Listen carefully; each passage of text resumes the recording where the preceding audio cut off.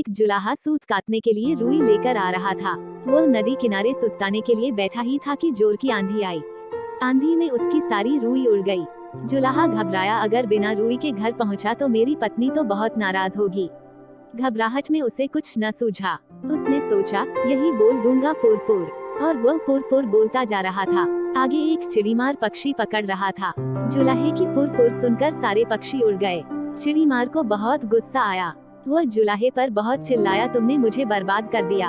आगे से तुम ऐसा कहना, पकड़ो पकड़ो। जुलाहा जोर जोर से पकड़ो पकड़ो रटता गया। रास्ते में कुछ चोर रुपए गिन रहे थे।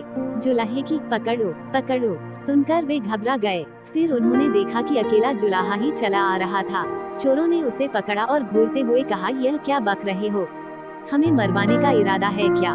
तुम्हें कहना चाहिए, इसको रखो, ढेरों लाओ, समझे? जुलाहा यही कहता हुआ आगे बढ़ गया, इसको रखो, ढेरों लाओ।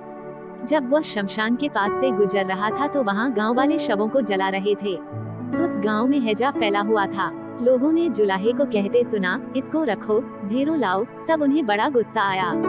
वे चिल्लाए, तुम्हें शर्म नहीं आती है? हमारे गांव में इतना भारी दुख फैला है और तुम ऐसा बकते हो। तुम्हें कहना चाहिए, यह तो बड़े दुख की बात है। जुलाहा शर्म से पानी पानी हो गया। वो यही रखता हुआ आगे बढ़ने लगा, यह तो बड़े दुख की बात है। कुछ देर बाद वह एक बारात के पास से गुजरा।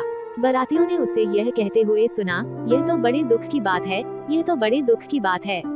इतना सुनकर वे जुलाहे को पीटने के लिए तैयार हो गए। बड़ी मुश्किल से उसने सफाई दी तो उन्होंने कहा, सीधे से आगे बढ़ो, और हाँ, अब तुम यह रखते जाना, भाग्य में हो तो ऐसा सुख मिले। अब जुलाहा यही रखता हुआ अपनी राह चल पड़ा। चलते चलते अंधेरा हो गया। घर से निकलते समय उसकी पत्नी ने उससे यही कहा था कि जहाँ रात हो जाए वहीं सो जाना। जुलाहा थक भी गया था, वो वहाँ सो गया। अगले दिन जब सुबह उसके मुंह पर पानी पड़ा, तब जुलाहा हड़बड़ा कर उठा। आंखें खोली तो देखता ही रह गया, यह तो उसी का घर था, और अभी अभी उसकी पत्नी ने ही उस पर पानी फेंका था। जुलाहे के मुंह से निकला, भाग्य में हो तो ऐसा सुख मिले।